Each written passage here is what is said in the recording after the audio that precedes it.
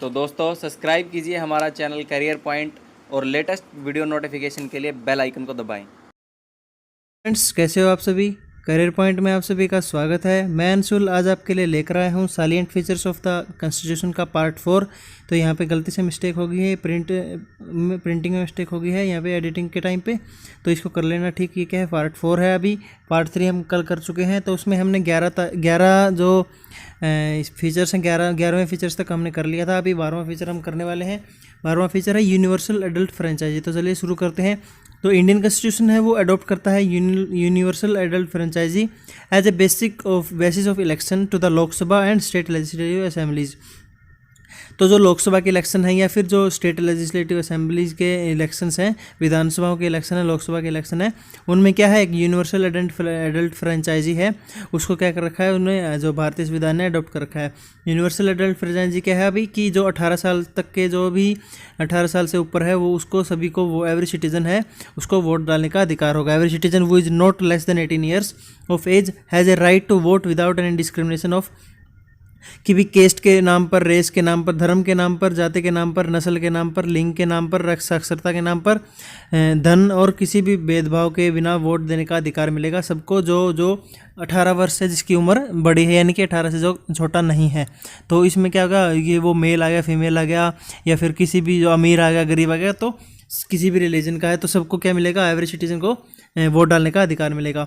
तो voting age was reduce to 18 years from 21 years in 1989 by 61th constitutional amendment act हुई थी 61th 1988 में। तो उसमें क्या किया था कि, तो पहले क्या था, यूनिवर्सल एडल्ट फ्रेंचाइजी पूरे वर्ल्ड में 21 ईयर्स की थी, तो उसको बाद में घटा करके 18 ईयर्स कर दिया गया था। तो उसी टाइम में जो इंडिया है, इंडिया में भी क्या कर दिया गया था, जो वोटिंग एज है उसको रिड्यूस कर दिया गया था और 18 ईयर्स का कर दिया गया था कि भी मिनिमम अगर 18 ईयर के हो आप, तो आपको वोट डालने का अधिकार हो जाएगा। तो ये 61st अमेंडमेंट एक्ट है, कौन सा था, 1988 का जो अमेंडमेंट एक्ट था, वो काफ़ी इंपॉर्टेंट है। नेक्स्ट है जो सिंगल सिटीजनशिप है। सिंगल सिटीजनशिप का मतलब क्या होगा कि पूरी कंट्री की एक ही सिटीजनशिप है, ये नहीं है कि स्टेट की अलग होगी, सेंटर की अलग होगी। तो दो India constitution is federal and envisages A dual polity. तो ड्यूअल पॉलिटी का मतलब क्या होगा कि भाई एक सेंटर पे सरकार होती है, एक स्टेट पे सरकार होती है, लेकिन it provide for a single citizenship only. तो क्या मतलब क्या है कि बेशक दो जगह सरकारें हैं, एक जगह सेंटर में, एक जगह स्टेट में, लेकिन जो सिटीजनशिप है पूरे इंडिया की वो एक ही है, जिसका नाम है इंडियन सिटीजनशिप। ये नहीं कि हरियाणा की, पंजाब की, उत्तर प्रदेश की, दिल्ली की अलग अलग आपको सिटीजनशिप लेनी पड़ेगी। दोनों की सिटीजनशिप एक ही सिटीजनशिप है, पूरे इंडिया की सिटीजनशिप है वो एक ही सिटीजनशिप है। तो सिंगल सिटीजनशिप का कंसेप्ट ये है। In India all citizen irrespective of state क्या है कि इन विच दे आर बोर्न या रेसाइड, कहीं पर रह रहे हैं या कहीं पर वो पैदा हुए हैं, उसको आप, उससे आप मैटर नहीं करता। अगर आप इंडिया में पैदा हुए हैं तो आपको क्या है, इंडिया की सिटीजनशिप मिलेगी और पूरे इंडिया में वो सिटीजनशिप लागू होती है। All over the country and no discrimination is made between them exception in few cases like tribal areas के उस पर, या फिर जम्मू एंड कश्मीर का भी तो वो हट गया, जम्मू एंड कश्मीर का भी। तो उनके बेसिस पे क्या था, पहले अलग अलग कर रखा था कि भी सिटीजनशिप जम्मू कश्मीर की अलग सिटीजनशिप होगी और ट्राइबल एरियाज में भी कुछ छूट दे दी गई थी। लेकिन अभी क्या है कि जो जम्मू कश्मीर का बड़ा केस है, जो 370 धारा थी, वो हटा दी गई थी। तो in countries like USA each person is not only citizen of USA but also a citizen of particular state to which he belongs. तो जैसे कि आपको पता है कि यूएसए क्या है, 50 स्टेट्स का क्या है, एक यूनियन है। तो वहाँ पे क्या होता है कि जो जिसके स्टेट की अलग से उन्हें सिटीजनशिप लेनी पड़ती है, और जो यूएसए, पूरे यूएसए की, यूनाइटेड स्टेट्स की अलग सिटीजनशिप होती है। Thus he owns allegiance to both and enjoy dual set of rights, one conferred by national government and other by state government। तो उनको क्या मिलता है कि जो नेशनल गवर्नमेंट द्वारा राइट्स वगैरह बनाए गए हैं, रूल्स बनाए गए हैं, वो भी होते हैं, और जो स्टेट गवर्नमेंट द्वारा बनाए जाते हैं वो भी राइट्स वो क्या करते हैं, उनको भी इंजॉय करते हैं। नेक्स्ट है इंडिपेंडेंट बॉडीज़। तो Indian constitution establish certain independent bodies. Independent bodies का मतलब क्या है कि वहाँ पे जो सरकार है, जिसकी भी सरकार है, ये नहीं कि भी वो कुछ भी उनके साथ कोई भी अपना काम निकलवा सकते हैं। तो जो भी है इंडिपेंडेंट बॉडीज हैं जो कॉन्स्टिट्यूशन ने एस्टेब्लिश कर रखी हैं, वो अपना इंडिपेंडेंट काम करती हैं, उनकी सरकार में काम में कोई रोल नहीं होता। They are advised by constitution as the bulwarks of the democratic system of government in India. तो क्या है कि वो क्या है कि लोकतंत्र प्रणाली की बुलंदियों के रूप में उन्हें संविधान ने क्या किया है, उनको कल्पित किया गया है। तो ये क्या कौन सी है, इलेक्शन कमीशन हो गया, ये क्या है, इंडिपेंडेंट बॉडी है। कंट्रोलर एंड ऑडिटर जनरल हो गया, जो सरकार के कामों का, जो सरकार के खर्चों का करता है, ऑडिट करता है। यूपीएससी हो गया, स्टेट पब्लिक सर्विस कमीशन हो गए, जैसे हरियाणा का हो गया एचपीएससी, पंजाब का होगा पीपीएससी, और ऐसे इसी तरह अलग स्टेट्स का भी हो गया, तो वो हो गए स्टेट पब्लिक सर्विस कमीशंस। तो नोट करने वाली बात क्या है इसमें, constitution ensure the independence of these bodies through various provision. तो ताकि मतलब ये जो इंडिपेंडेंट बॉडीज़ बनाई गई हैं इंडिपेंडेंट ही रहें, सरकार इसमें दखल अंदाजी ना करे, उसके लिए कॉन्स्टिट्यूशन ने कुछ प्रोविजंस भी दिए गए हैं। कैसे दिए गए हैं आप देखिए, सिक्योरिटी ऑफ टेनोर की भी, जो इनमें जो भी अपॉइंट किए जाएंगे, जो भी मेंबर्स वगैरह, उनका टेनोर क्या होगा, सिक्योर होगा। सरकार उनको ये नहीं है कि बीच में नहीं हटा सकती, एक प्रॉपर इम्पीचमेंट की प्रोसेस होती है उनके लिए भी, जैसे राष्ट्रपति और जो सुप्रीम कोर्ट के जज वगैरह होते हैं उनके लिए होती है, उसी तरह इनकी भी सिक्योरिटी होती है टेनोर की। और फिक्स्ड सर्विस कंडीशन होती है कि भी जो रूल्स हैं रेगुलेशन है उनके अकॉर्डिंग ही, ऐसे नहीं कि भी किसी को भी मतलब 10 साल के लिए 15 साल के लिए बना दिया गया। इनका चीफ वगैरह उनका कुछ टेनर होता है 5 साल का, या फिर रिटायरमेंट की एज तक का, तो ऐसा कुछ मतलब टेनर फिक्स होता है, उनका फिक्स सर्विस कंडीशन होती है। एक्सपेंसिस जैसे कि सुप्रीम कोर्ट के चार्ज होते हैं कहाँ से, कंसोलिडेटेड फंड ऑफ इंडिया से, वहीं से इनके भी एक्सपेंसिस वगैरह जो है चार्ज किए जाते हैं। नेक्स्ट है इमरजेंसी प्रोविजंस। इमरजेंसी प्रोविजंस क्या क्या हैं, तो कॉन्स्टिट्यूशन ने कुछ 3 टाइप के इमरजेंसी प्रोविजंस दिए हैं, 3 टाइप के इमरजेंसी के बारे में बताया है। फर्स्ट है national emergency on the ground of war और एक्सटर्नल एग्रेशन और आर्म्ड रिबेलियन। तो ये क्या है कि जो नेशनल इमरजेंसी है वो 3 प्रकार से हो सकती है, या तो वो वार हो सकता है कि भी दूसरे देश के साथ वार चल रहा है, या एक्सटर्नल एग्रेशन हो सकता है कि भी बाहर से कोई आक्रमण हो गया। एक तो हो गया युद्ध, आपस में युद्ध चल रहा है दोनों के बीच में, एक किसी बाहर के देश ने आक्रमण कर दिया, या तीसरा क्या हो गया जो आर्म्ड रिबेलियन यानी कि सैनिक विद्रोह हो गया, एक जैसे पाकिस्तान में होता है। पाकिस्तान में बहुत बार जो आर्मी है वो अपना क्या कर लेती है, तख्तापलट कर देती है। तो उस केस में क्या हो सकती है, नेशनल इमरजेंसी घोषित हो सकती है पूरे जैसे इंडिया में। और कुछ कहीं जो कुछ स्टेट है जहाँ पे, कुछ एरिया है जहाँ पे अगर मान लो कोई रिबेलियन वगैरह चल रहा है या आक्रमण हो रहा है, तो वहाँ पे भी एक पर्टिकुलर जगह पे भी क्या कर सकती है, इमरजेंसी घोषित कर सकती है। तो ये आर्टिकल 352 में दिया गया है। नेक्स्ट है जो स्टेट इमरजेंसी। स्टेट इमरजेंसी का मतलब हो गया प्रेसिडेंट रूल।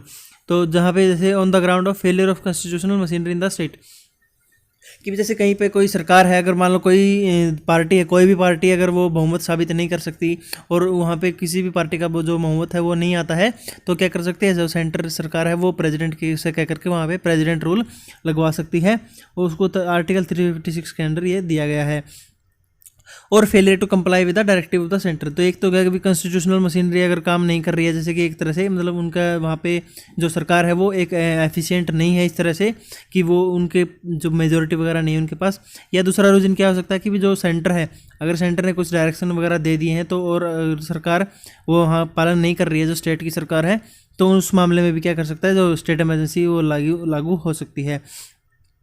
थर्ड है फाइनल इमरजेंसी। फाइनेंशियल इमरजेंसी क्या है कि financial emergency on the ground of threat to the financial stability और क्रेडिट ऑफ इंडिया, कि भी जो मतलब भारत की वित्तीय स्थिति है यानी फाइनेंशियल कंडीशन है, अगर उसको बहुत ज़्यादा थ्रेट हो जाता है, बहुत ज़्यादा मंदी आ जाती है, कुछ और रीजन हो जाता है फाइनेंशियली, तो उसको केस में फाइनेंशियल इमरजेंसी देश में लागू हो सकती है।